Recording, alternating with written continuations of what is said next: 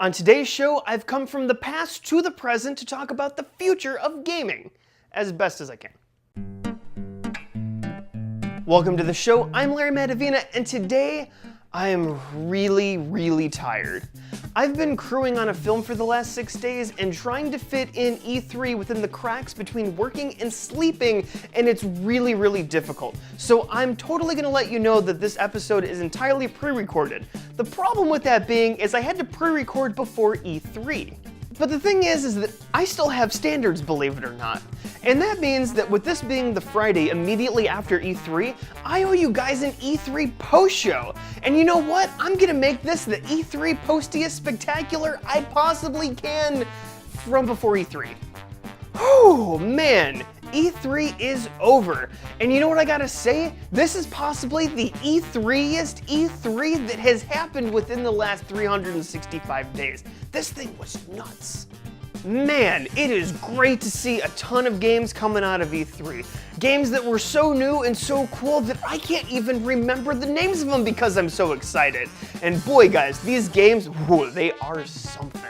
Can you even believe that game that came entirely out of left field? Nobody knew it was coming. You know what one I'm talking about? The one that won more E3 awards than any other game this year.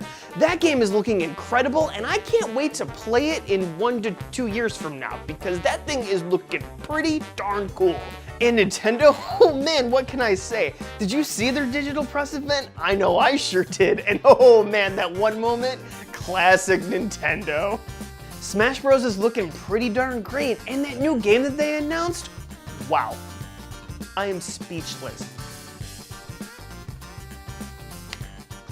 And I gotta say, I think that we can all agree, this E3 had some clear-cut winners and losers. And those winners, their games just knocked it out of the park. It was flying that ball into the stratosphere. And the losers, do they think that E3 is a joke? Do you think that gamers will stand for what we saw this E3? Man, that game company's really gotta come back next year firing on all cylinders because they did not perform. And I may be playing a little bit of devil's advocate here because I know that you and me both are super excited about that game. But the problem is that I have to be a skeptic. Do you think the game designers can just come in here, show us a CG trailer, and that we'll be satisfied by that? You have to hold off with a little grain of salt. CG trailers aren't enough. We need to see gameplay, man. That is how we will know that the game is awesome. I will admit, your CG trailer was really great though. Just saying. What can I say, E3? You never ever cease to amaze me.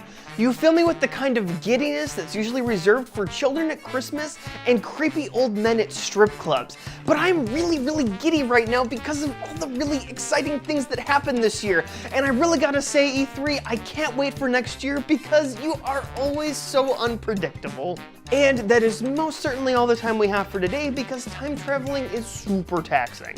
Now, I went into the future to ask you guys a question and make sure to answer that one in the comments below here. And of course, make sure to subscribe so that I can actually talk about games next week on Game Gush.